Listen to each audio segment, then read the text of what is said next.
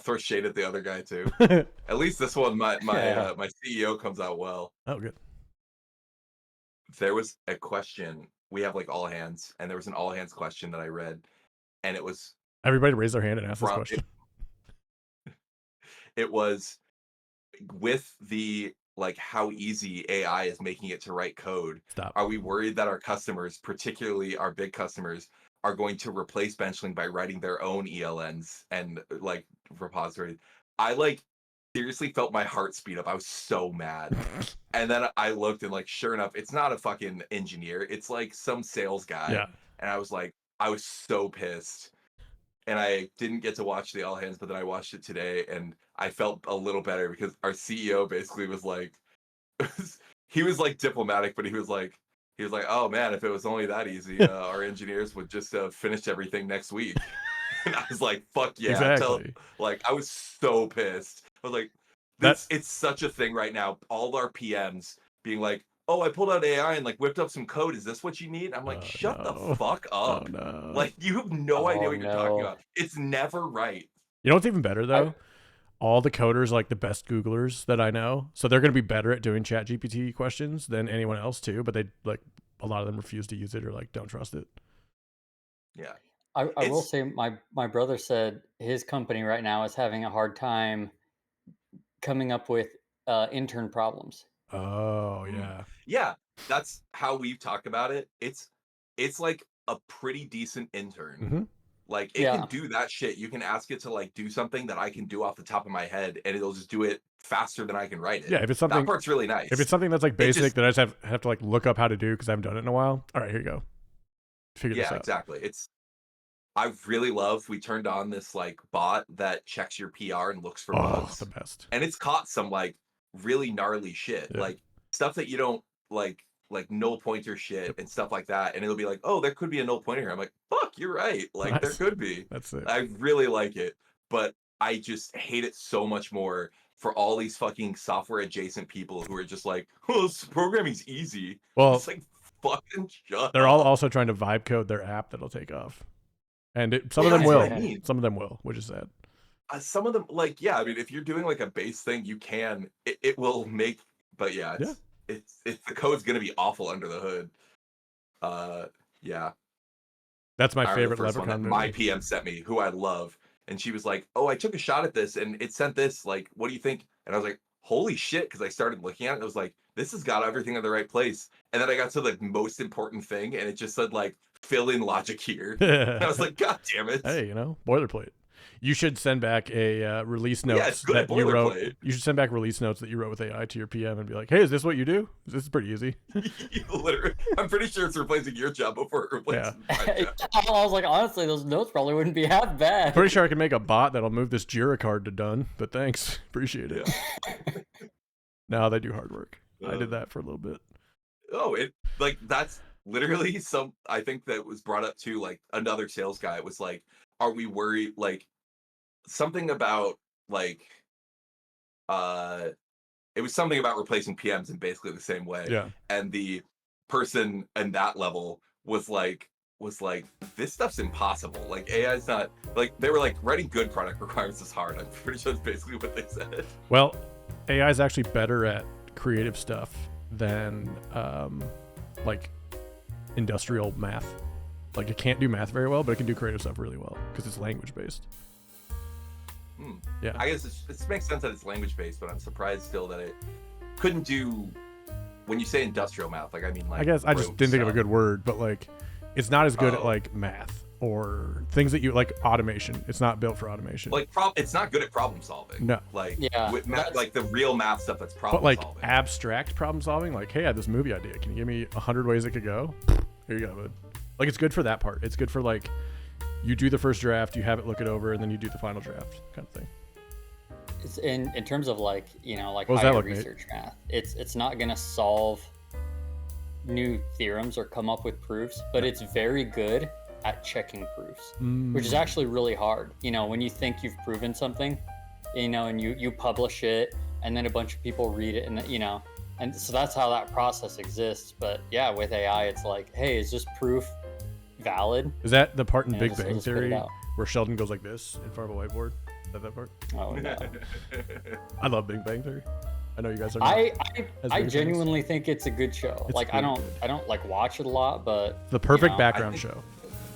I think a lot of I guarantee you Cam hates it. Oh, I'd say it got You know. over meme hated on the internet, and then when you go and watch it, you're like, this is actually pretty decent. Yeah. Yeah. It gets all the science stuff mostly wrong, but like in frustrating ways, but it's actually just a funny thing. I thought it like went out of its way to get it. That's the thing is like people judge it like, oh, this should be held to a higher standard because it's, and I'm like, no, it's just a sitcom about scientists. Yeah, it's 2.5 men, but they have a different job. At the end of the day. Yeah.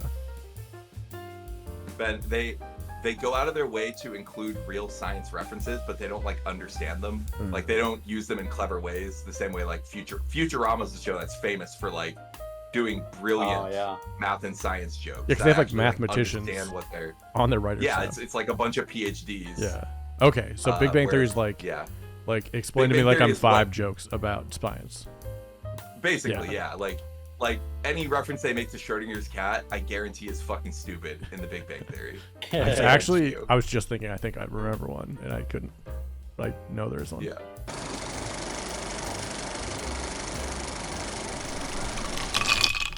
Hey everybody. Welcome back to another episode of Rum and Cinema. Today, we're going to be looking at the movie Bring Her Back on demand now. And I am joined by my guests, Nate and Jake. As always, Nate, how you living? Having had to watch this movie, worse. Had to is a strong. And you know what? I say that. What do you mean had to? I can't just not. I meant. What could we do about it? You got to. If you just showed up and you're like, I didn't watch the movie, we'd be like, damn. He still hasn't watched Passion of the Christ. Fair. That's true. Yeah, do a podcast on it. I will. I am going to watch it, but if I do a podcast, we'll watch it at the end of the month. Yeah. Perfect. We'll make it a watch party. Ooh. Oh God. Passion of the Christ. Don't even tell anyone. Just like we're loading up Passion of the Christ. Yep. Turn it on. Why do you have a bunch of wine and crackers? Shh. Christ is on. But acknowledging that this was a good movie, yeah, I still am unhappy that I had to watch it. That's a fair point. That's fair. Jake, you're the one who saw this in theaters. How are you living? Yeah. I'm doing good. I have we'll get into it shortly, but pretty positive feedback on this movie. On the flip side, in terms of negative feedback, I've just about seen enough Twitter rage bait to have made up my mind on Superman before seeing it. No. I'm totally I hate. Oh, okay. I hate the entire concept of that. Everyone deciding how good it is before it comes out based on what everyone else is saying. It's so stupid. Did you see it? No. Yeah, but so many. Oh my God. But it's about immigrants. All the debate about it, and I'm like, this is a lot of people who haven't seen it that are already decided and have already chosen their side in this moronic war. And they haven't. They didn't even like review bombed yet. No, it's not. It's getting really good reviews. Okay. Yeah. But apparently, perhaps a low box office. Yep. But we'll help because spoiler alert, that's our movie for next week. Tired of Superman movies. I don't know. He bleeds. Or superhero movies. He bleeds. Ooh. It's different. First part of the trailer, he bleeds.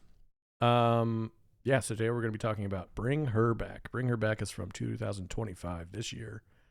Recently in theaters, now on demand. Directed by the Philippou brothers, Danny and Michael, who you may know from Talk to Me, YouTube. They're in Raka Raka. They were a part of Babadook. A movie called YouTube? No, they're in YouTube. Or you just they're on YouTube. No, it's a pretty big website. Yeah, I don't know if you ever heard videos. They were you just listing movies and you said YouTube. That's where they came from. They were YouTubers and then they pivoted into film movies. From Adelaide, Australia. I don't know the Adelaide dialect, but it's probably not this. It's probably I more was like looking up reviews for this movie, and it was strangely high concentration of Australians. Dude. And I'm just realizing now why that is. Everybody was like, this is just a normal day in Western Australia. And I was like, I don't know if that's funny, but okay.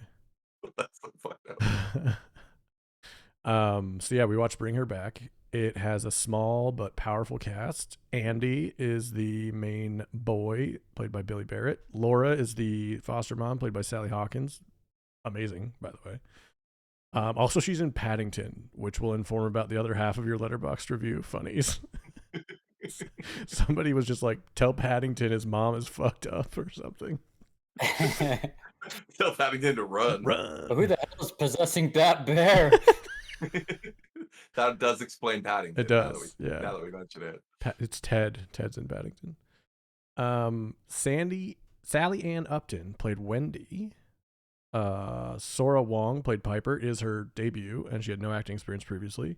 Her mom saw a Facebook ad for a visually impaired actress, and she thought, my daughter could probably do that. And sure enough, she killed it. Enjoy every time you do an accent. Jonah Wren Phillips plays Oliver. And Andy and Piper's dad is played by Oliver's dad in real life, Stephen Phillips. Oh, cool little, And he cool killed little it. trivia. Yeah, it's a nice little family story about the most horrifying things you'll ever see in your life. So let's go quickly through the plot. Let's review. I'm going to start. I feel confident saying this is the best movie I've seen that's come out in 2025. I gave it an 8 out of 10. All right, nice. Yeah. It's second. It's only beat Sinners because I think this story was more tense than Sinners. I like Sinners. Sinners was cool, had its stuff, but Bring Her Back just for some reason just like, maybe it's because I'm a parent and I can like relate to that more now. But yeah, this one just was like fucked beyond belief. And I like couldn't watch some of it. And the day I watched this movie, I watched a review earlier, like a spoiler-free one, just to like, hey, here's some people I like talking about it beforehand. And he opens up with, this movie is the first movie since Hereditary that truly scared me. And I was like, fuck, I'm screwed. I'm going to have nightmares. But for some reason, this movie is so specific to the people that are in the movie that it didn't stick with me like that. It just stuck with me as like an amazing, really well-told story with like maybe 5 minutes over, I would say. Like there's maybe 5 minutes up too long in the second act. But goddamn, is it a tight 140? And 8 out of 10. Buy it digitally. We bought Talk to Me and Bring Her Back as a tuber. It's like $35 and it was $20 to rent this. And I was like, yeah, Talk to Me is great. I'll watch it again. And then as soon as we were done, me and Abby both go, I don't think I'm going to watch that for a very long time. I'm glad we have it available. Yeah. I do think it'd be good on a second watch, though. I think this movie would benefit from a second watch in terms of just, okay, now that you know more about it, because you're kept in the dark for a lot. It's a lot of figuring things out. You are, which is cool, and they do it in a very realistic and non-horror way, and we'll talk about that. Yeah, when we get to the plot. Well, I guess part of, because you said like this is the first. That guy said it was the first movie that scared them. Did you find this movie scary? I think it was unnerving, and I think that's the word he actually used. So, okay, unnerving is the word. It was very tense and unnerving, and like unpleasant. Yes, but it wasn't. Yeah. I didn't really find it scary. It wasn't either. Same. It also wasn't like squeamish necessarily. It was just like, there's grind some your teeth. I think there was, especially with the boy and his eating fixation. Yeah, that was a little hard. Yeah, there's some very unpleasant things. Oh yeah. Oh, I did forget about the wood table. Oh god. The wood table and the knife. The knife messed me up for life. Kitty's tail. Yeah, that's fine. I didn't even see it. I just remember feeling really sad from the couch sitting there, and it's like you see blood on the couch, and then you see its tail is like a nub. That was so fucked. So I want to do like a 2-paragraph plot review for people that have not seen the movie but only want to hear us talk about it. Yeah, sure. So the movie opens with Andy, who we're introduced to, and Piper. Piper and Andy are stepbrother and stepsister, right? Same dad, different mom. Yeah, okay. Yep. And we don't know where the mom is, right? She's presumably dead. Never explained. Yep. Yeah. Dead or out of the picture. Yeah, presumably dead, but yeah, never really talked about. Oh wait, did they mention like after she died, he married somebody else. But then Piper's mom must have died. I don't know. So Andy and Piper live with their dad by themselves, and Piper's blind. She can see shapes and lights, but she's blind otherwise. Yeah, she's legally blind. Yeah. So Andy and Piper get home, and their dad's in the bathroom, and like he doesn't really answer. He's not really like making any noises. They think it's weird. So Andy breaks in, and Piper's asking, "What's happening? What's happening? What's happening?" And Andy sees their dad dead on the floor, basically, and they cut to paramedics bringing out the body in a body bag and like getting stuck on the way out. That was a fun little realistic touch. I like that. And Andy and Piper was listening to some review, and as someone who like did a real deep dive, and they said that apparently this was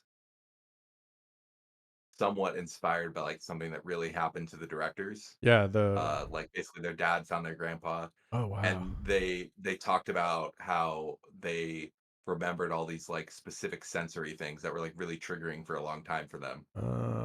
And so I think they were like adding like the thing hitting was like they're like, this is the thing that you remember in like 20 years kind of thing. And you do. Like every time you stub your foot, you're probably like, oh yeah. So Piper and Andy are put into foster care by a lovely lady named Laura. Laura has another kid with her. Foster kid, we don't know. Real kid, we don't know. Oliver, real kid. Real kid. Real child. Doesn't say her nephew? She does say her nephew. Thank you, nephew Oliver, who's a weird kid. Like he just stands in the middle of the pool and like looks kind of weird. And I mean, these kids they're kids, right? But like, I would be immediately concerned. Yeah, I think Andy was like seeing him. I mean, yeah, they did do it well with like the plot point of him like just trying like his fate was in her hands, so he couldn't really like speak out. Yep. Because like it lets him kind of skate by a bunch of fucked up shit. Yeah. So Laura, this whole time is basically gaslighting Andy. And trying to get him out of the house. It seems like from the beginning, the foster placement person is like, she's had problems with troubled boys before, so she might take you on. We're not sure. And like Piper and Andy don't want to be split up. Andy's 17. He's 3 months away from being able to take guardianship. Like, all right, short term, let's go. We'll be fine. So they go and meet Laura and Ollie. And Laura seems very nice. She had a daughter that was also visually impaired, like Piper is, but she died. She drowned. So, and they had a very nice touch of the dog. She has a stuffed dog that recently died, and she introduces it in a very weird way, like very off-putting. Very off-putting. You said she's so nice, and like even not if I didn't know it was a horror movie, she's putting off like unhinged vibes from the second you meet her. Yeah. Like she's very like I don't know what the word, like friendly, but also like completely unhinged and like inappropriate from the get-go. So, and there's because there's when people are weird, I like it. It's endearing. Oh, they're a little weird. She's way too weird. Yes. And like mean, like what you're introduced, like the dog thing is like a mean prank. It's weird. Oh yeah. So she says to the blind Piper, "Hey, come see my dog." And Andy usually like tells her what's going on, but he doesn't. I think Laura tells him not to, or we just don't even see it. It might not matter. But Laura barks, and the dog's dead and stuffed, and Piper's like, "Oh," she's like, "No, don't worry, it's stuffed." But I thought that was a very good touch of like, here's a person who can't let go of the dead, and I thought that was a really good like foreshadowing, setting up kind of thing. I like that. So Andy and Piper spend the night. Andy wakes up. He pissed his pants. Fuck. Gotta do the laundry or whatever.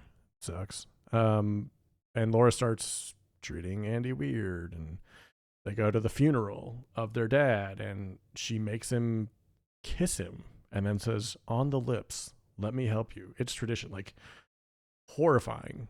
Like really weird stuff. And then they go home and get hammered, all three of them.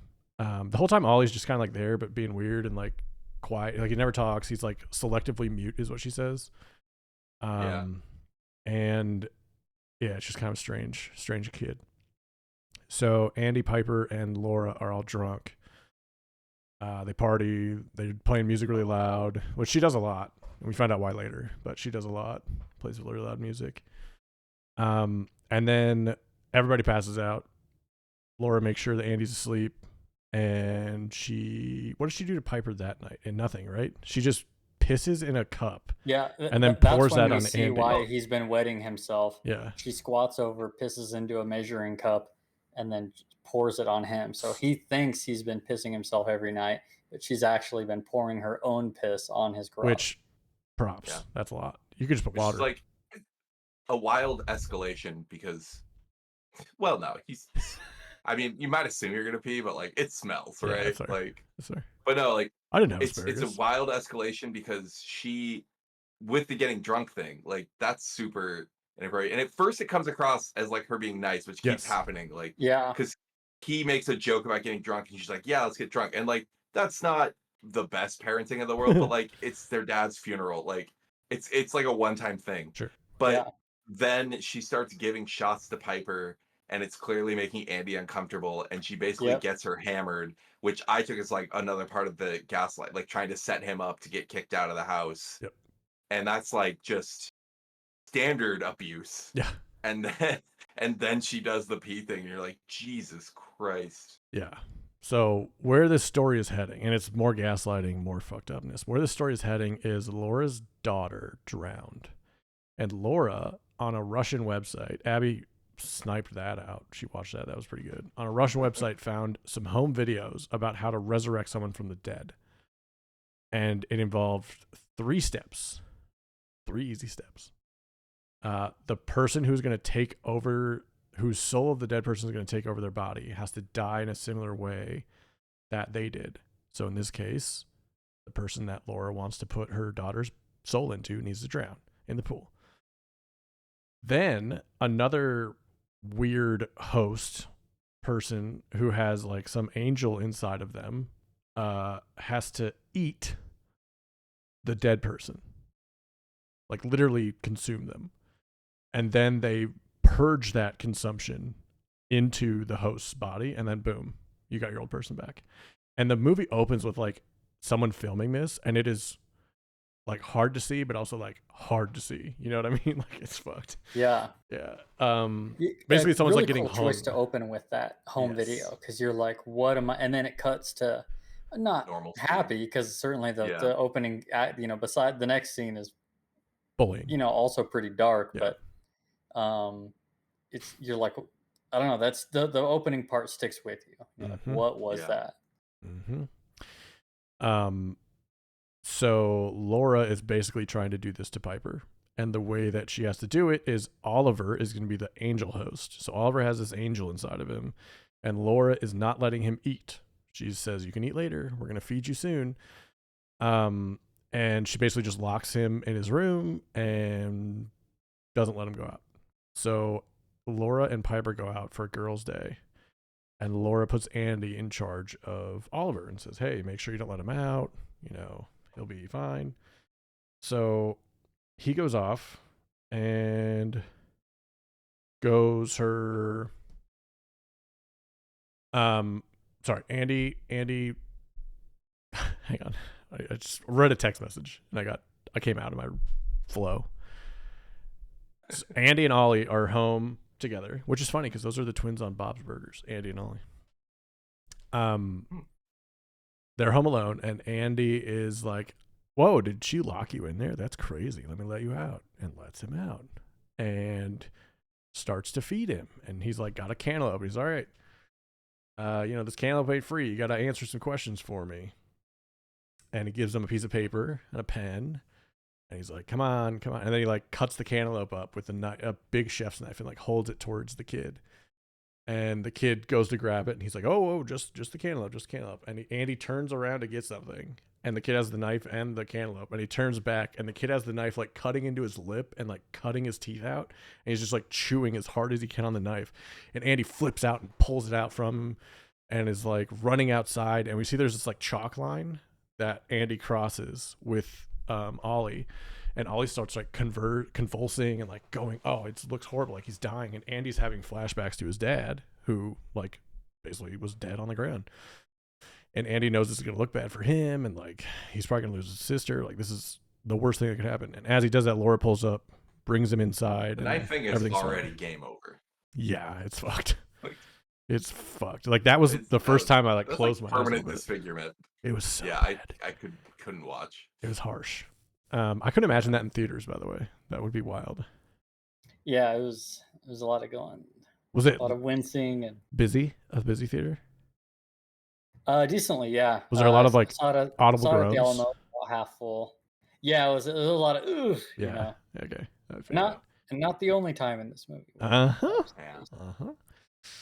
So Ollie gets taken into the room that Laura's in, and Laura turns the music on really loud, and she's watching the videos back to see how to like fix whatever Andy did, because Ollie needs to be in this state. And she finds out that you like rub a circle on their forehead, and that just like keeps them back to where they need to be. So he gets Ollie back to whatever the fuck he is, whatever weird trance state. Yes. Oh yeah, because he wakes up.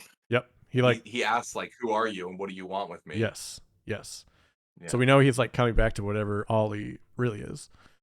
And Piper's allowed back in the room with those two, but Laura like shuts Andy out. She's like, "No, you fucked up. Like, quit it. You broke into my room." So he goes and looks at the piece of paper that Ollie had, and he wrote down the word bird. Ollie did. That'll come up later. So more gaslighting, more bad stuff. Andy is in the shower, and Laura stole some of Andy's dad's hair at the funeral, and she gives that hair to Oliver. And we kind of see that like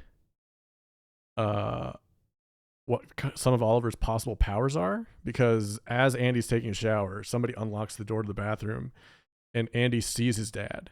So in my interpretation, that was Oliver turned into his dad by eating the hair and like became him in some weird other tape she saw. And Andy's dad tells Andy she's gonna die in the rain. And he trips and hits his head and gets knocked out and wakes up in the hospital. And he's like stuck, has a concussion. Laura thinks he's talking crazy. Laura keeps Piper out of the loop, says, he doesn't want to talk to anybody right now. He just needs some rest. Laura has Andy's phone? Or no, because Piper and like Andy are trying to talk to each other, but neither of them really can make contact, it feels like, during this time. It's just isolating her. Yeah. Yeah. Further. She just keeps separating them. Further and further isolation. Well, Andy gets back from the hospital, and all I can think about is what Ollie said, or his dad said, which was she's going to die in the rain. And it was raining. Or sorry, he's not back from the hospital yet. Laura brings her to the hospital.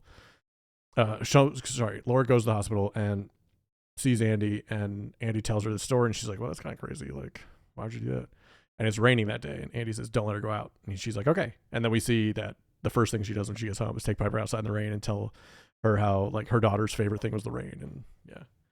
Actually, I think made me laugh for a sec. Like the editing, it was like smash cut too. Yeah. Like she's like, of course. And then like smash cuts her pulling her out and Singing laughing. in the rain. Like, God damn it. Yeah. And then Andy gets home Spiteful. and he sees that the shoes are wet. He looks over and he sees Piper's shoes are wet, and he's kind of upset. And then I don't remember what sets him off, but something sets him off. And he punches a wall behind Laura's head, and like Laura, oh no, that's right. He's trying to record. Right. He's recording. No, I remember. So he gets home.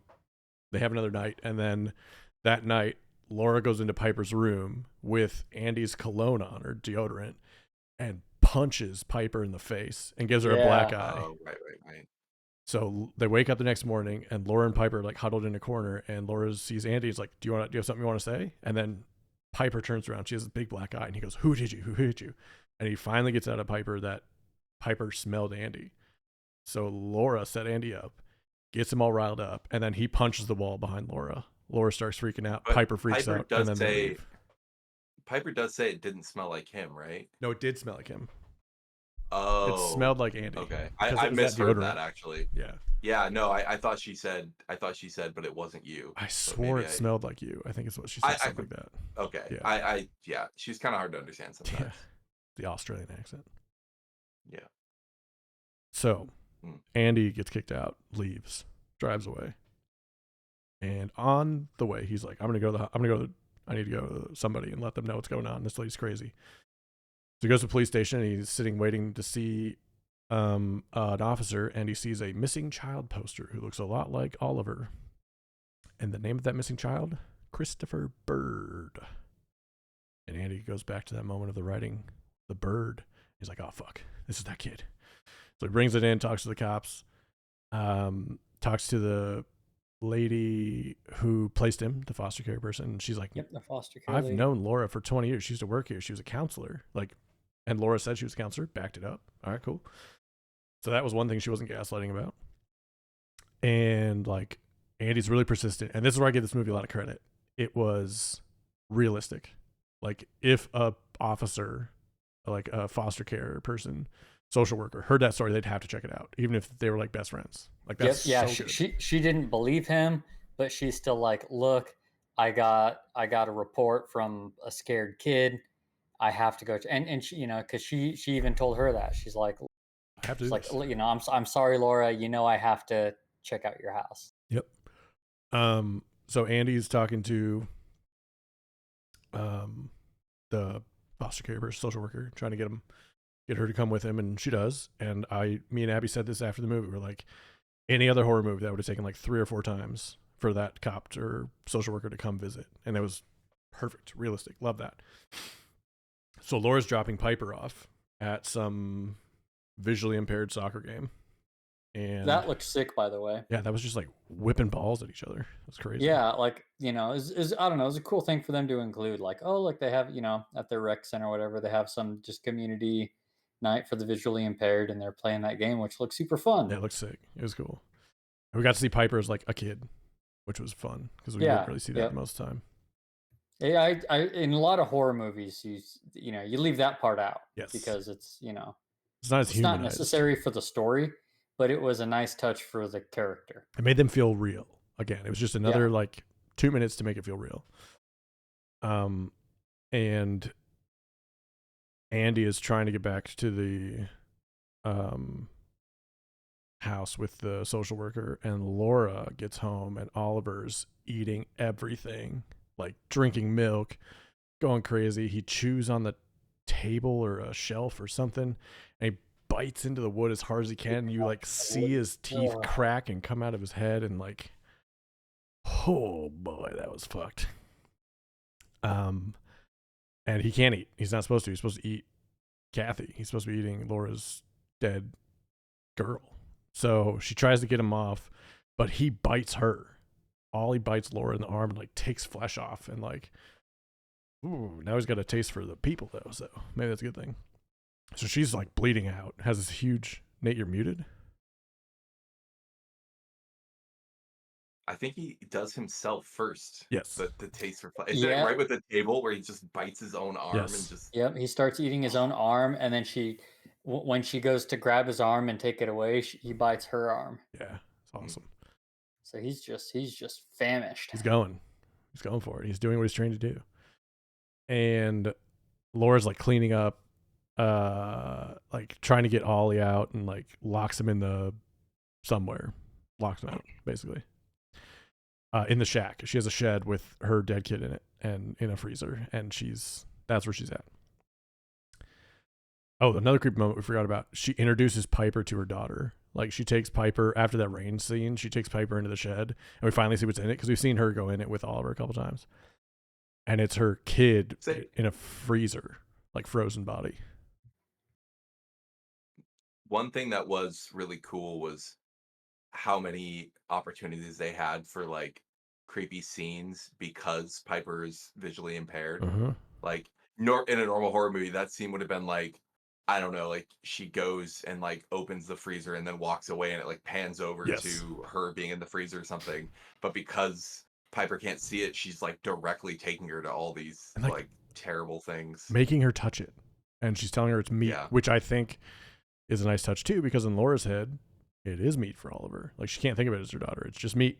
Her soul's not in there. Yeah, Her she soul's just, like, gone talked somewhere herself else. into it. Yep. Yeah. So Laura is inside bleeding and she finds Piper's phone and she listens to a voicemail that Andy left in his ride over back to Laura's with Wendy, the social worker.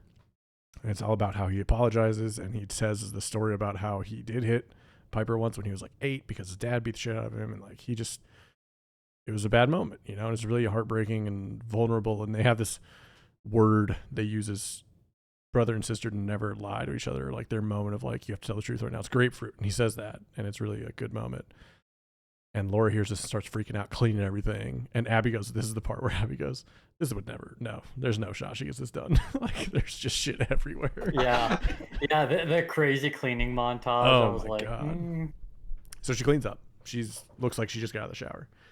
And Wendy comes over and tells Andy to stay in the car. Well, Wendy goes in to look around. Andy sees a chicken out, and he's like, oh, I know what that means. Oliver's probably back there, and Oliver's my ticket out of this no matter what. So he runs to find the shed. It's raining out again, and he gets into the shed, and then we cut back to Wendy, and she's talking to Laura and being like, hey, you know, everything's fine. And Laura keeps like gaslighting her, and like she's about to walk into a bathroom with a broken mirror and turns her around like, nah, you don't need to look in there. I just showered in there. No one's in there. And it was all like, again, realistic. I could see that happening. That all makes sense. And then Wendy goes to say goodbye, and she notices that Laura's bleeding pretty bad from her arms. She's like, huh, are you okay? And then Laura kind of grabs onto her. And then we cut to Andy, who sees Ollie like bent over the freezer, and he's eating Kathy, the dead kid. And Andy didn't know Kathy was in there. So he freaks out, runs out to get Wendy and be like, hey, you need to see this, you need to see this. And Wendy's like kind of getting away from Laura. And then Wendy goes and stands next to a balcony looking over like the second floor. And that is where I thought Laura was going to push her ass off of that and kill her. I was like, this is definitely how it's going to happen. But it didn't do the horror thing. It didn't kill her. She went downstairs, went with Andy, saw Ollie, saw this bad shit, and they freaked out. Wendy's like, run to my car right now. Run, run, run. And they go running, and they're running, and you see the car, and then whack. Wendy and Andy get hit by Laura in the car, and it was out of nowhere and took me by such a surprise. It was so good. It was because they didn't do the trope earlier, and then they were like paid it off. Oh, I love that whole sequence. Unbelievable. So Andy's knocked out, and we see Laura drown him, which is wild because that's how her kid died. So she like drowns another kid to get her kid back. And no, she knows she has to do it again. So she did it once, but to somebody she didn't really care about. She didn't like Andy, but she likes Piper. Yeah, she did that just to, you know, because Andy's going to foil her plans. Yep. So Piper is picked up by Laura really hastily and quickly, and Laura's rude to everybody. Like, the facade's gone now. Like, Laura knows she has to get back and finish the job. And we get back, and Laura gets home, and the pool is filling up with water from the rain.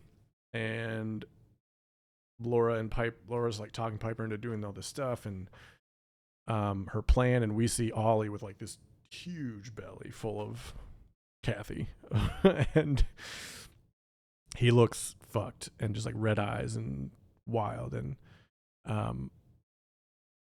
Piper and Laura go to the pool, and Laura tries to drown Piper, and she like can't do it. She can't do it, and Piper fights her way out and escapes, runs to the bathroom, and finds Andy dead on the floor next to the shower, just like her dad. Pointed out that when she was drowning her, like, it's Piper yells like, "Mom, Yes. please," and that's what stops her, and she like lets her go. Yep, Like, that's right. she has a moment of clarity. She doesn't like just let her go. She wants to get her back, but like she stops for a second. And she sees like her kid drowning. Like, we see that again, Yeah, and she has her like a trying to vision save of- her. yeah. And she like it takes her back to that, and she's like kind of snapped out of it, I feel like, by that. Yeah. So Piper is in the bathroom, she finds Andy dead on the floor, and she's freaking out, kicks Laura, escapes, runs out, and we see Oliver chasing her, and Oliver gets to the edge of the chalk where the like circle is. So it's basically like keeping him in there.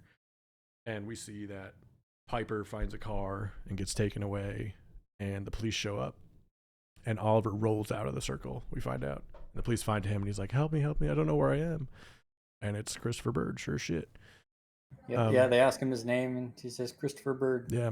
And we find Laura clutching her daughter's body in the pool when the cops show up. I think it was supposed to signify she was drowning, but you could obviously tell she was above the water, and I'm sure that was just for the shot. But like, I think the thought is that she drowned herself. Like, I don't know. I didn't get that from that, but I'd have to re-see the scene. But yeah. So not like a real, you know. It shows that Piper got away. It shows that Oliver had his demon expunged and is now Chris Bird, and he's safe with the police. Doesn't really say much what happened to Laura. Yeah, that's true. So yeah. Oh, Nate, you're muted still. I think you have push to talk on or something. I turned on push to talk because I felt like I was gonna sneeze at any moment, and I was trying to be. I said I assume it's not gonna go well for her. Yeah. No. Like the social workers in the front yard. That was because the other thing too that's interesting to me is I don't think you can keep a dead body. Yeah, that's not allowed. That was the one part that we were like, how did she get that? Yeah. Like, she had to report the kid as dead. Did she like steal her from the Didn't they funeral talk home? about having? Well, she could have lied, I guess, about having a funeral, but True. The rules can be different in Australia. Yeah. There's a lot of things about how the U.S. is weird about that. They just put them in the spider pan till they were all eaten up. It's called composting. Spider pit. I don't know. No, I was picturing a pit of D&D spiders. Spider pit. Just Oh. throw the kid to the spider pit. You know, so you mentioned when she's just about to drown Piper, and Piper gets her to stop by calling her mom. Martha. So slightly before that, like just before the night where everything goes down, I think she just about has a change of heart. Yeah. And she asks Piper, oh yeah, you know, would you like to stay with me? It was in the shed after she just touched the body, or right before she touched the body. Yeah. And Piper kind of politely shuts her down, as you know. We'll come on the weekend. Like, yeah, we'll visit on the weekend, but I'm looking forward to living with my brother. Yeah. Which, hey, you know what? That's kind of the goal of foster parent, right? Yeah. Make them but so good. I feel like in that moment, if Piper had been like, yeah, I don't know, she was almost ready to maybe I think that's where she think was about going. moving on from her daughter and then just continue with Piper. Yep. And then she snapped back. She was like, all right, I gave you the chance. Now I'm morally okay to do what I'm about to do. Right. Think about if she does go that way, what does she do with Oliver? I think she just kicks him out of the circle and like calls the police. Like, just leaves him somewhere. It's like, I found this kid. No, just leaves him somewhere and calls an anonymous tip. Fair enough. Yeah. Fucked up. It's crazy because that kid is fucked. Like, that's the kid I'm more worried about long term. Like, that kid is. I know that he's life is ruined. Crazy. Yeah. Did Laura get what she wanted at the end? No. No. What do you mean? I think she got to be with her daughter again. It was just not the way she thought. And that in that case, she was always with her daughter because she always had her daughter with her. She was in. No, because in my ending, she's dead. Laura? Yeah, she's drowning in that Laura's pool. I think she's drowning in that pool. By dying, you're saying yes. She get what she wants. Yes. Fair enough. That was my reading. I think if anything, she's maybe moved on a little bit at the end. Okay. Clearly she has not moved on from her daughter's death, which that's hard. How do you move on from that? Probably ever. Yeah, exactly. But she's unhealthily stuck there. Yep. And I think to me, I saw that ending shot as okay. She's finally knows. Okay, she's gone. She's like letting go by not being able to let go right now. Yeah, she's able to continue with her process of grief. It's no longer stuck at this insane plan to resurrect her. Yeah. Somebody did bring up an interesting point. I don't know if this is how you guys feel, but I can't remember many other movies that are horror movies that deal with grief as like the main motivator. I thought that was really good. When did you look away the most? Something comes to mind. Hereditary, I think, was close. Yeah, maybe that was it. Yeah, like there's a few. Mm-hmm. But yeah. I think it must be Hereditary. I feel like we talked about this, like specifically. That's why I'm thinking. Yeah. When did you look away the most? What part made you go? Always the eating things. Yeah. Eating the knife, eating the table. I mean, that was the main gruesome horror of the movie. The table one was like, and I didn't remember it first. Child actor, dude, he was so good. He was unbelievable. Really, all the it's a tight core cast, right? It's four main characters, a couple of side characters that have, kind of recurring speaking roles, but everybody just killed it. Yeah, I really like this crew. Big shout outs, I think, to Andy and Piper. Yeah. Very believable, nice sibling. They felt like siblings. Yep. Which is cool too, because they weren't, they were step siblings, right? Right. Yes. Yeah. They felt the bond was there. Like they had sibling chemistry. Yep. Both in how they got along and in how they fought. Yeah. 100%. 100%. So I thought that was great. And then obviously Laura was just played immaculately, Sally Hawkins. Insane and weird, and did all her own stunts too. It's her every time you see her on screen. So one interesting thing, I want to say it was when Andy was in the hospital. Okay. And Laura leans in and says that she killed their dad. Yes. Do you think she killed the dad, or do you think it was just more mind games? I think she killed the dad. Because, she's a child psychologist, and she's trying to get Andy out of the picture. True. She's trying to say this kid's unhinged. He's doing this. He's pissing himself. He's not adjusting. We need to get him out of here. That's the point. Maybe if she didn't kill the dad, it's awfully convenient for her that Piper. Yeah, that's where it feels like it's true. Mm-hmm. Yeah, because she clearly wanted Piper. Yeah. So it's either awfully convenient for her that their dad died, or maybe she did kill the dad. It's crazy. It's not. I don't think there's an answer there. Yeah. Abby also had a good point about this movie. It's very rare a director's second movie beats their first one, or is as good at least. Like that's hard to do. I agree. I don't know that I'd say it's better, but I'll definitely say it's not worse. Yeah. So to me, it's either the same or better. Yeah. This movie was. Nate, did you see Talk to Me?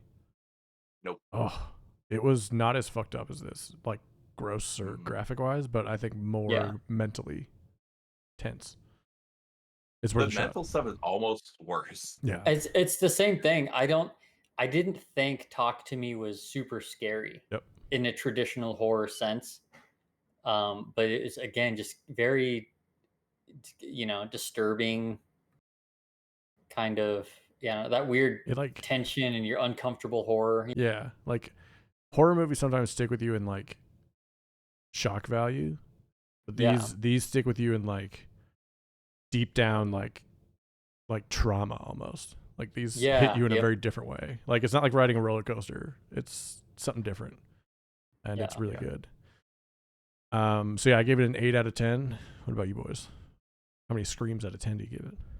I'm probably doing 7.5 teeth popped out with a knife out of 10. Nice. Half tooth is a good choice. Nate, what do you give it? I mean, I think like objectively, I have to give it like a 7. Sure. at least. Like it's a good movie. But I don't think you'll ever see it again, right? Oh, not even a little bit. Yeah. No. Yeah.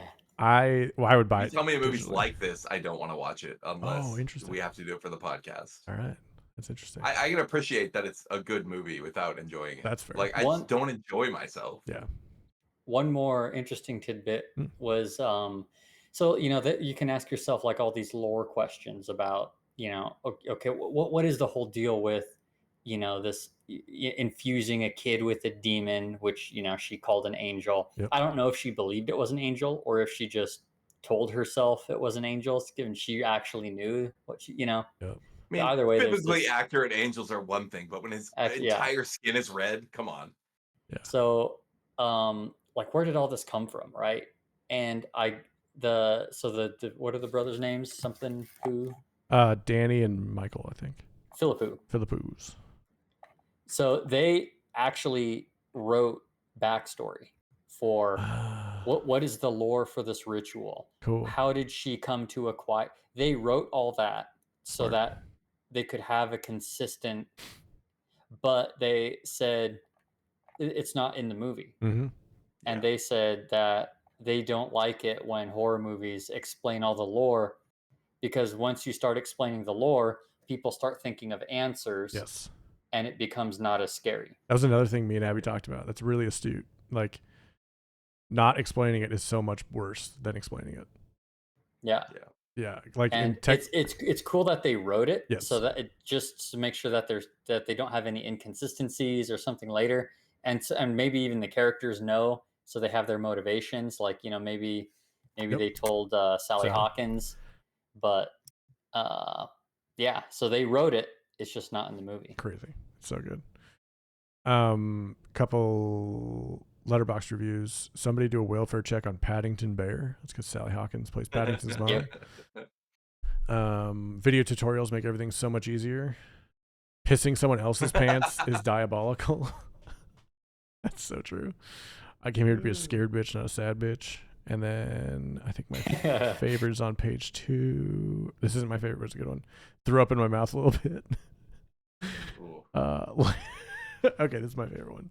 Lady next to me got so scared she farted something so juicy and walked out. I think she shit herself.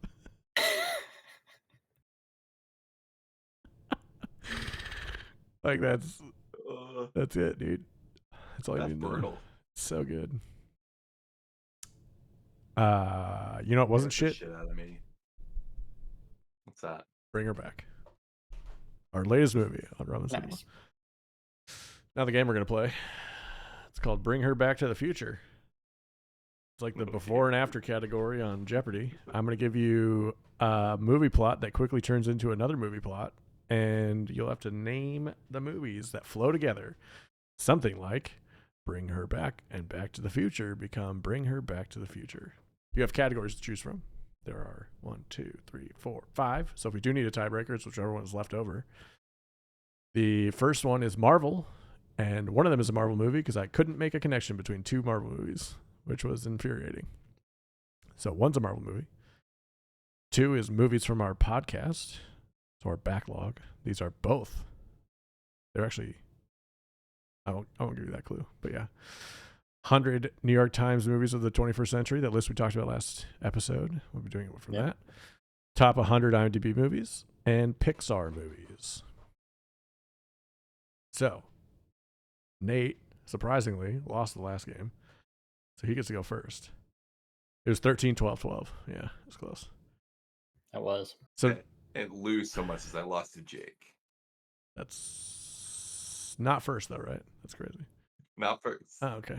So, some would say tied for third. Yeah. Did about as well as you. Literally, yeah. First one. What do you want to pick, Nate? Which category? Give me Pixar movies. Pixar movies. Okay. A robot who is responsible for cleaning a waste-covered Earth meets another robot and falls in love. Together, they set out on a journey that will alter the fate of mankind. Wow. A space fanatic with an active imagination finds himself on a cosmic misadventure where he must form new bonds with alien life forms, navigate a crisis of intergalactic proportions, and somehow discover who he is truly meant to be. This is the hardest one, Nate. Ooh, can I steal? I'll give you a shot 'cause after Nate gets it wrong. It's the new one. Uh-huh. That's the problem. And Jake knows it. I do. I thought you would, so I put it over there. Walilo. Yeah, I'll give it to you. It's Wall Elio. But Close yeah, enough, I'll yeah. give it to you. That's good. All right, Nate, you got 1 point. Way to go. Jake, Hey. what category do you want? Let me embarrass myself. Give me movies from our podcast. Shit, yeah, dude. This one's fun as shit. All right. After a shipwreck, an intelligent machine is stranded on an uninhabited island. To survive the harsh environment, they bond with the island's animals and care for an orphaned baby goose. Wow. The adventures and misfortunes of dog and robot in the New York City during the 1980s. Wild Robot and Dog. Oh, Can I steal? Yes, you can. Wild Robot Dreams. Yeah. Oh, okay. We did those in one episode, actually. We even talked about that. Yeah, that was the name of the episode. I can't remember the name of that robot I one with the know. robot and dog. That was good. That was And I'm good. like, I went for a Wallace and Gromit vibe done. Almost got Robot it. and Dog. Almost got it. That was probably the working title. I think it was. Yeah.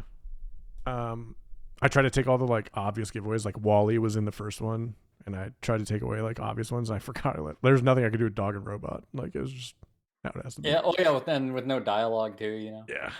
It's hard, especially without saying the word dreams. True. To be very clear that all of these movies have been incredibly obvious. So No, I hope so. Yeah, Yes. I picked very easy ones, and I literally just took the Okay. IMDb description and pasted it.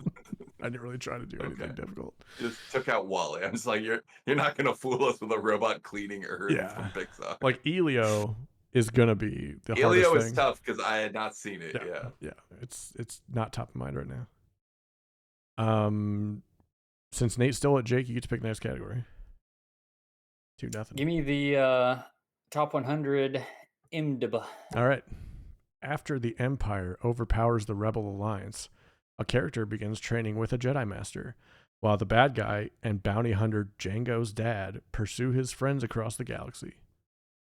While Marty McFly, a 17-year-old student, is accidentally sent 30 years into the past in a time-traveling DeLorean invented by his close friend, a maverick scientist.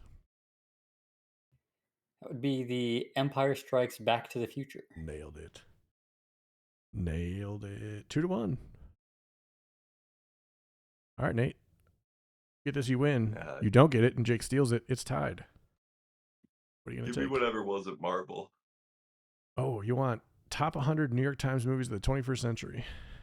Let's do it. I want it to be exciting. A middle-aged immigrant is swept up into an insane adventure in which she alone can save existence. By exploring other universes, Always.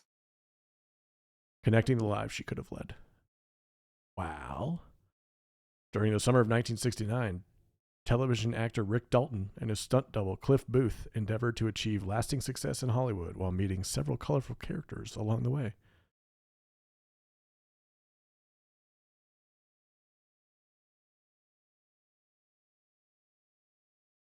I feel like if you get either, you're going to get both. I feel like I have the first one. What do you think Or it the is? I second feel one. like Sorry. I'm ready to steal. I feel like I have the second one. Can you say it one more time? I don't want to. That's such a long description. Yeah, I don't want to. I know. I mean, you made it. I don't. The problem is it's so long. I don't remember the first one. I think Jake I already didn't has have it, it though. off the top of my head. How about this? Yeah, I'm If ready to Jake steal. guesses and he's wrong, I'll give you the description again. An immigrant swept across the galaxy, meeting multiple versions of herself. I'm gonna give you 10 seconds. Fuck are you talking about? I'm not getting it in 10 seconds, so Jake might as well steal it. All right, Jake, go ahead. I'm gonna say everything, everywhere, all Oh at shit! once upon a time in Hollywood. Nailed it. God damn it. Oh, Nate just talked so much That's shit about how embarrassing. easy these were gonna be, and then his favorite movie of all time comes up. Your description really threw me. He literally said he just pulled the description off of the only word I it's- changed was immigrant yeah. from Chinese. There's- That was it. There's literally a game on another podcast that makes fun of how bad IMDb descriptions are. Good. Like, there's So, like, not you. Yes, I'm criticizing IMDb. There are so many better ways to describe the plot of that movie than what you just read. I agree. But the key Like, is it kind that of is has to be spoiler wild. free. It doesn't matter. That's wild Tough. what they wrote. Oh, let's see what they wrote about Bring Her Back.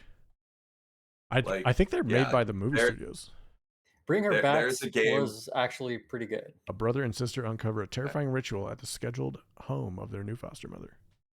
See, that is a movie. That's a description without like spoilers. Like every girl at once, it was like I had to see this. Okay, yeah. Describe fucking But rocks and hot dog fingers real quick.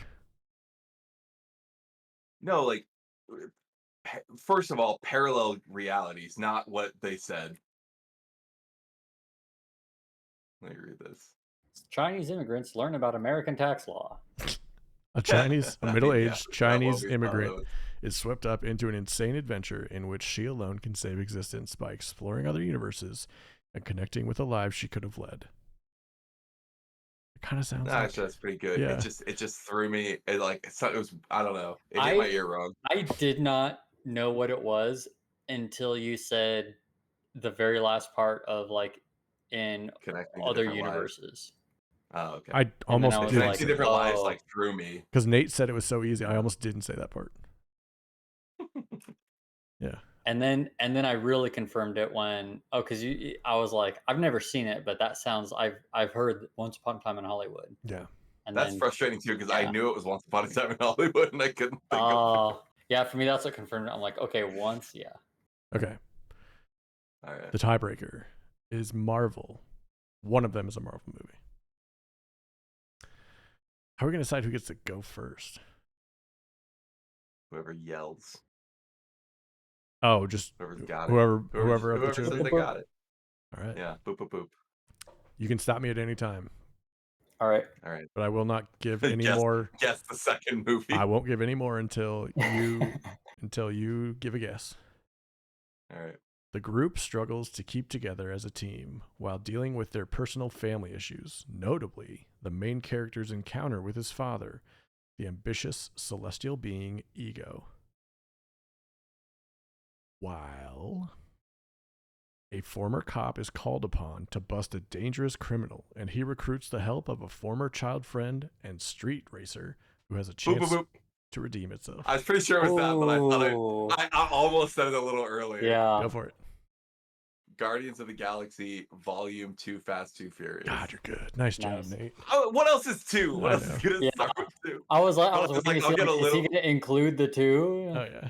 And I'm like, he has to. didn't- There's no subtitle. Yep. I didn't know, like, I don't know. I know so little about the plot of Fast and the Furious. I know the first one involves a cop, Yeah. but I didn't know if the second one did. You heard cop and street racer. You were right. You know. Yep.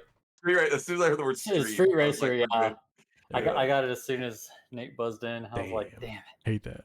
Hey, good That game. was a good game That's though. Well done. Speaking of well done, hey, well done for making it this far. Thanks for listening to our episode today.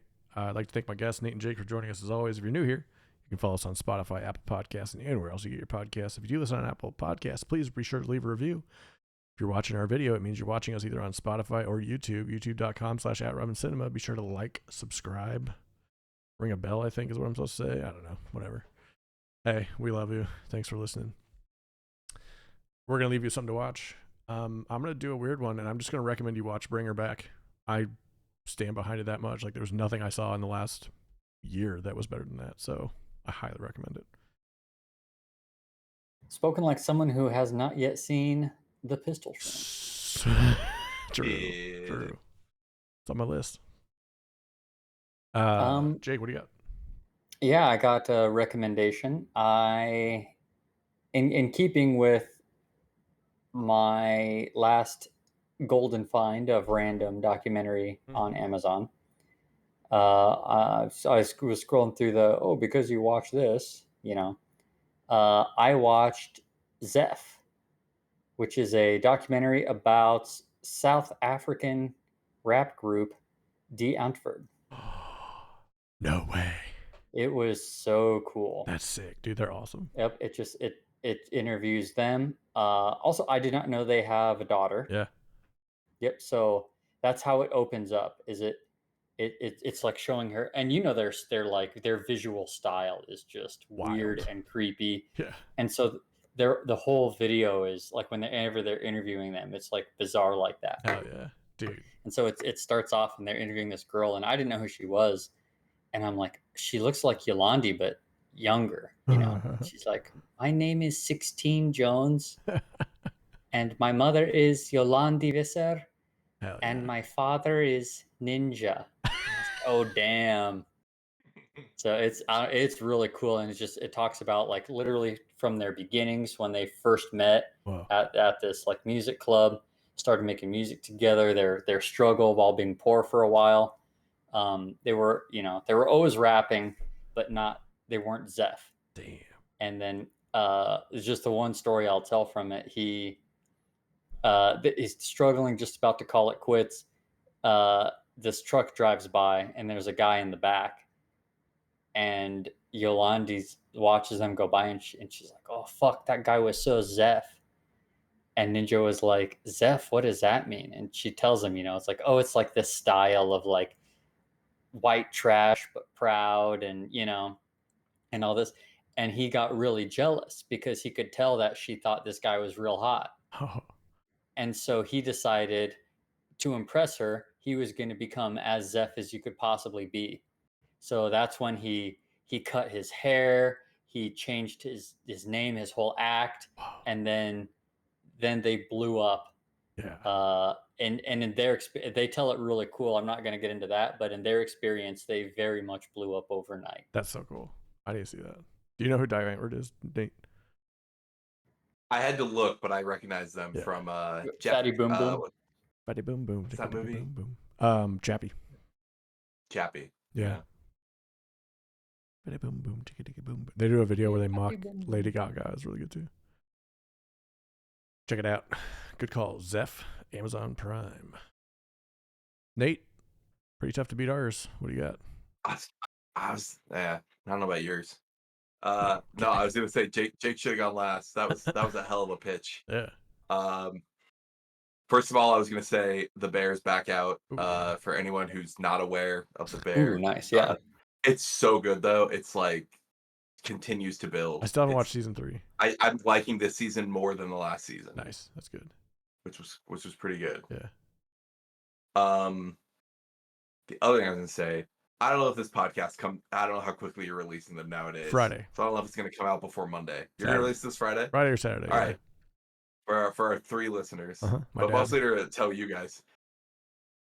As always, drop out. But they're doing a new episode of Game Changer on Monday. And like Sam Reich, the host, posted a video on all their socials saying like it's premiering at 7 p.m. Eastern. If you want to get the full experience, try to watch it like as soon as it comes out and like be on our socials. Wow. And he won't say why, but I have a feeling there's going to be some kind of live interaction, like posting prompts to them or something crazy. Yeah, that's wild. It sounds really, really fun. Dope.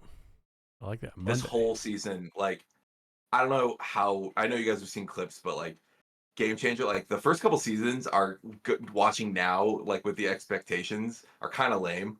Like it's just kind of a game show where they come up with a goofy thing. But now they're like full blown productions, and every single episode for the last 2 seasons has been fucking nuts. The most recent one was my favorite episode yet, and like I don't know if this one's gonna be good, but like I have a feeling it's gonna be cool if they're like getting some kind of live interaction with the crowd. Oh, for sure. It's interesting you're saying. So I'm a dropout consumer via YouTube Shorts, Same. right? Yeah. So what I'm seeing is almost entirely the old seasons. Yeah. And then every once in a while I'll catch a clip of something that's new. And I can tell that definitely their production has shot up. Everything has shot up. But yeah, man, those older episodes, just some of the most quality and witty improv I have seen. Oh yeah, the improv's always solid. Yeah. 100%. Yeah. So fun. No, if you're following, like they post clips of the new stuff. I think it's like ad campaigns now. Like if you go on right now, there's clips of the most recent show, which was basically them spinning a Price is Right wheel and like getting new rules that they had to follow every time they landed on something, Yeah. and it was fucking And then they could, hilarious. if you call someone out on a rule, you get to give them one of your rules. Love Oh my it. god. The whole episode is like hilarious from start to finish. That's so good. You think our friends would play Yeah. that? I think they might. I don't think it would be as funny Okay, that's fair. as them doing it, but Yeah, sorry. like even among all this company of improvers, Yeah. there's like behind the scenes where they're talking about like they picked these 3 people because they're like out there and like basically talk nonstop and Nice. like are gung ho about it. Like you need people. Oh yeah. We were talking. I don't know if I said to you guys, like we played a game with friends recently that was basically Cards Against Humanity but with accents. Hell yeah. And I wanted to buy it and bring it to the friends thing. And Yes. Taylor was like, "Would your friends really play that?" And I was like, Ben and would. I think Jake would be game. I cannot picture anyone else going for it. They might watch us and like it. You gotta. It's only funny if you really try Yes. to do the accent every time. Yeah. And like I it's would hard. It's crush embarrassing. that game. Dude, can you play it online? Yeah. I'm sure we can make it work. We could stream it. That could be our first stream. Us There you playing go. this accents game. Or just play Yeah. it by ourselves and have a good time. I mean, we can make the game. No, I'm fine with streaming it. It's not all Like, content. except the fact that I'll be so like, I'm just willing to go for it. Is very embarrassing. The worst part is when you get it because basically you have lines to say, and so the prompt is the accent, and then you pick one of your lines and say it, and you're just practicing in your head. And when you've like, okay, I got it, and then you say the first thing, and you go, oh fuck, like, oh, it's so bad. That It's so didn't sound much. like I it. can't do it. So what's the game? No, People have so to guess the accent and the words, or what do they have to do? No, it's Cards Against Humanity. So someone flips an Oh. accent, and then everyone else performs a line in that accent, and they pick their favorite one. Got it. Okay, that's sick. I like that a Yeah, lot. we can play it just as well online. Like, because yeah, like there's probably like 4 total people in the friend group who would play it, and like everyone else would not be willing to like try. No, but they'd like watching it, I think. Sure. For a little bit. Yeah. Yeah. Dope. But yeah, so that's what you make me like. That's an improv game. Like yeah. I think they'd be more willing to play like the rules game, but if you just shut up, you don't actually break any rules. That's true. Like That's a pretty easy out. yeah. Speaking of easy out, Goodbye. enjoy your rum, enjoy your cinema. We'll see you next time.